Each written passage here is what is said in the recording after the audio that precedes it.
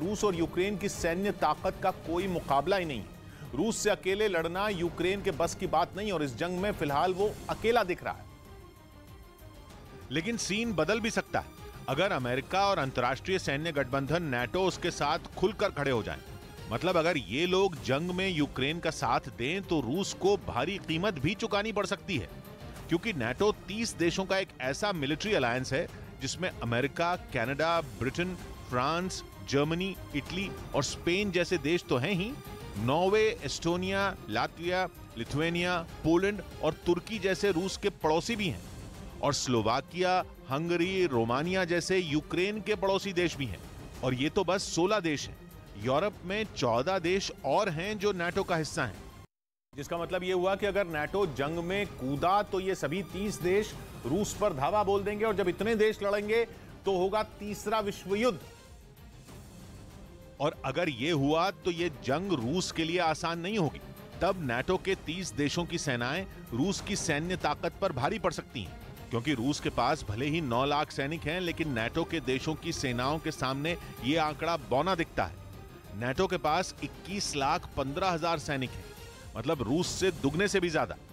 वहीं रूस के पास 4,000 से ज्यादा विमान हैं, तो नाटो के विमानों की तादाद उससे 5 गुना से भी ज्यादा है। नाटो के पास करीब 21,000 विमानों का जखीरा है। हेलीकॉप्टरों के मामले भी नाटो रूस से बहुत आगे है।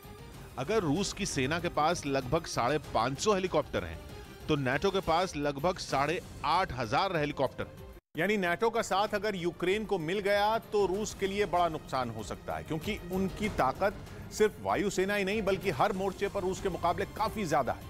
क्योंकि लगभग 12,500 टैंकों के साथ रूस के पास भले ही दुनिया में सबसे बड़ा टैंकों का बेड़ा हो, लेकिन अब नाटो के 30 देश साथ आते हैं तो रूस के टैंकों का बेड़ा छोटा पड़ जाता है, क्योंकि नाटो के पास 14,500 से ज्यादा टैंक है। वहीं रूस की नौसेना के पास 605 जहाज हैं, जबकि नाटो देशों के पास 2,000 से ज्यादा जहाज हैं। रूस के पास 70 पनडुब्बियां हैं, तो नाटो देशों के पास करीब 150 पनडुब्बियां हैं। अपनी इसी ताकत के दम पर नाटो ने भी रूस को कड़ी चेतावनी भी दी है।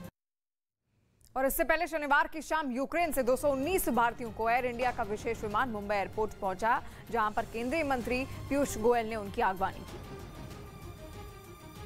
और ऑपरेशन गंगा के तहत यूक्रेन से 219 छात्रों का पहला जत्था मुंबई लौटा, जिसके बाद छात्रों ने बताया कि कैसे युद्ध शुरू होने के बाद भारत सरकार एक्शन में आ गई। यूक्रेन से जो छात्र इस वक्त मुंबई एयरपोर्ट पर लैंड हुए हैं वो एक कतार में, अभी अंदर की तरफ देखें तो एक कतार में खड़े हैं, और कहीं ना कहीं एक एक करके उनके जो कोविड प्रोटोकॉल्स के तहत टेस्ट किए जा रहे हैं, उन टेस्ट के बाद सीधे उन्हें रवाना किया जा रहा है। एक छात्रा भी हमारे साथ हैं। आपका नाम क्या है बेटा? मेरा नाम आर्या चौहान है। आर्या, जो आप लोग वहाँ पे मौजूद थे जब वॉर की सिचुएशन हुई, आप लोग कहाँ पे थे, किस तरह से आपको इवैक्यूएट किया गया, किस तरह से यहाँ तक पहुँचे, अगर वो जर्नी बता पाए। मैं तो चंदमित्सी में थी और वो सेफ सिटी थी, और उन्होंने हमला किया था तो मेन क्यू पे किया था, और इंटरनेशनल एयरपोर्ट सारे बंद कर दिए थे। तो एम्बेसी ने तुरंत ही कुछ तो एक्शन ले ली और हमें फॉर्म्स दे दिए इवैक्यूएशन के लिए, और वहाँ से हमें इवैक्यूएट कर दिया।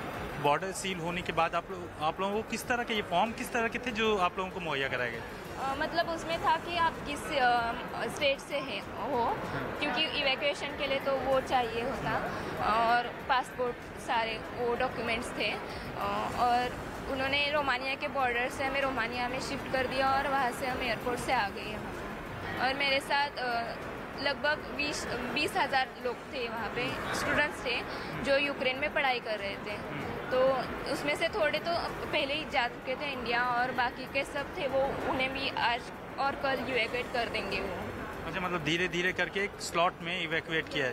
यस। और 20,000 केवल भारतीय विद्यार्थी वहाँ पे थे कि बाकी अन्य देशों से भी आए हुए? इंडियंस थे। 20,000 सिर्फ इंडियंस।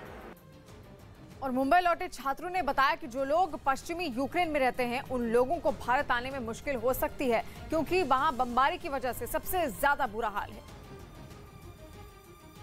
यूक्रेन से लौटी हुई साक्षी शर्मा हमारे साथ है। साक्षी, एक चीज बताना, वहाँ पे हालात क्या है, किस तरह की स्थितियाँ थी जब आप लोग वहाँ से निकले, और खासतौर पे भारत तक पहुँचने में, क्योंकि रोमानिया पहुँचना वहाँ से भारत के लिए जो है फ्लाइट में लैंड करना आसान काम नहीं था।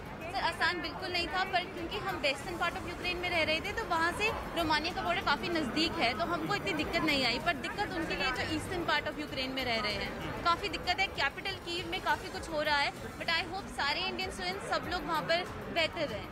लगातार जो है शेलिंग चालू है, उसके बाद एयर और पूरी यूक्रेन गवर्नमेंट हेल्प कर रही है, इंडियन गवर्नमेंट हेल्प कर रही है, सब लोग हेल्प कर रहे हैं। Everything is okay sir. अच्छा, एक चीज़ बताएं कि वहाँ पर उस दौरान आपके साथ के और भी जो है भारत के जो बच्चे वहाँ पे मौजूद थे, वो किस तरह से रेस्क्यू किए जा सके, क्योंकि कहीं ना कहीं बॉर्डर क्रॉस करना, रोमानिया का बॉर्डर भी पार करना आसान नहीं था, सड़कें भी पूरी तरह से जाम। जी सर, इसके लिए मैं इंडियन एम्बेसी ऑफ रोमानिया को थैंकफुल हूँ कि उन लोगों ने हमें ये पॉसिबल कराया सर। और यूक्रेन से लौटे प्रथमेश अग्रवाल ने वहां की खौफनाक स्थिति न्यूज 18 को बताते हुए कहा कि वहां पर इस वक्त पुरुष नागरिकों को जंग के मैदान में उतार दिया गया है। स्थिति बनी हुई थी, जैसे बताएं। वहाँ हालत बड़े खराब चल रहे हैं। सारे मर्दों को लड़ने के लिए भेज दिया 18 से 60 वर्षों के। और हम लोगों ने देखा जब यूक्रेनियन जो मेल लोग थे वो लोग अपने फैमिली को बाय बोल के, एंड जो फीमेल्स थे सारे रोमानिया जा रहे थे। एंड उन लोगों के आंखों में जो आंसू देख के मैं इतना लाचार फील कर रहा हूँ ना। क्या वहाँ पे शेलिंग लगातार जारी थी? एयरक्राफ्ट से आप लोग जो क्रैश हो रहे थे उससे आप लोग कितने दूर पे थे? क्या बंकर्स में? नहीं, हम लोग बंकर में नहीं रहे, क्योंकि हम लोगों का सिटी लकीली सेफ रहा।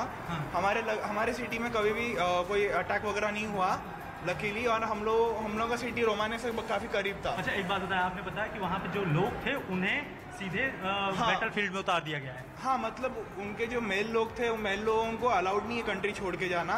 और बाकी के जो फीमेल्स थे वो सारे रोमानिया जा रहे थे। और आप कैसे निकले, किन हालातों में निकले? कि जो जैसे परिवार बता रहा है कल से आप लगातार।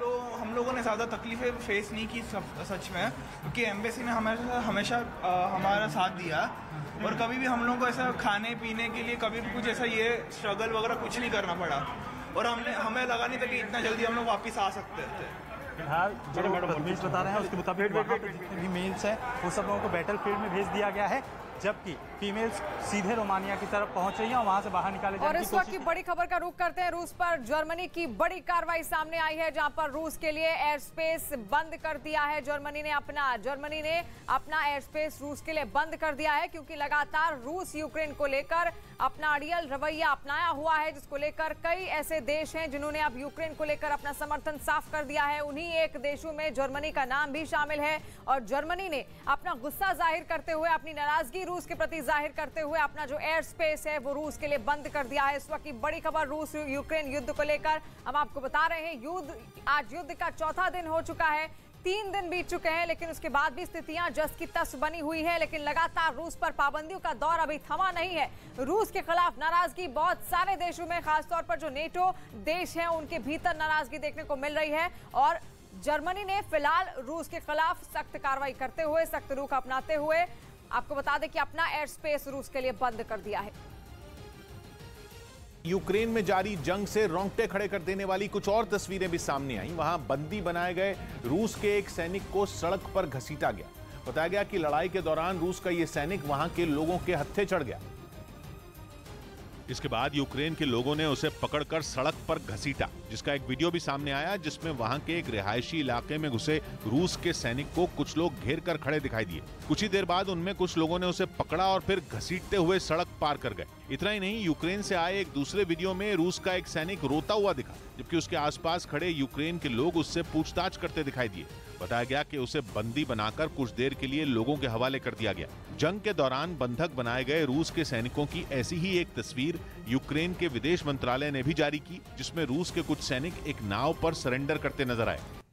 और यूक्रेन के खेरसान में रूसी सैनिकों ने एक एम्बुलेंस को निशाना बनाया, जिसमें सवार एक डॉक्टर बुरी तरह से घायल हो गया। यह हमला उस वक्त हुआ जब रूस की तरफ से किए गए हवाई हमले में घायल हुए लोगों को एम्बुलेंस से अस्पताल ले जाया जा रहा था। तभी रास्ते में रूसी सेना के एक ट्रक ने उसे जोरदार टक्कर मार दी, जिसकी वजह से उसमें आग लग गई। घटना का जो वीडियो सामने आया उसमें एम्बुलेंस आग की भयानक लपटों में घिरी हुई दिखाई दी। यही नहीं, उससे निकलने वाला काला धुआं आसपास के इलाके में फैलता दिखा। इस हमले की वजह से एम्बुलेंस में सवार एक डॉक्टर बुरी तरह घायल हो गया। वहां से आई एक दूसरी तस्वीर में वो घायल डॉक्टर खेत में बेसुध पड़ा हुआ दिखाई दिया और वहां मौजूद कुछ लोग उसकी मदद करते नजर आए। इसी तरह की एक तस्वीर खार्किव शहर से भी सामने आई। वहां एक मकान रूस की तरफ से दागी गई एक मिसाइल की चपेट में आ गया, जो वीडियो सामने आया उसमें घर से काले धुएं का गुबार उठता हुआ दिखाई दिया। अच्छी बात ये रही कि घर में रहने वाले लोग पहले ही अपने बच्चों के साथ बेसमेंट में चले गए थे, जिससे किसी को कोई नुकसान नहीं हुआ। यही नहीं, रूस के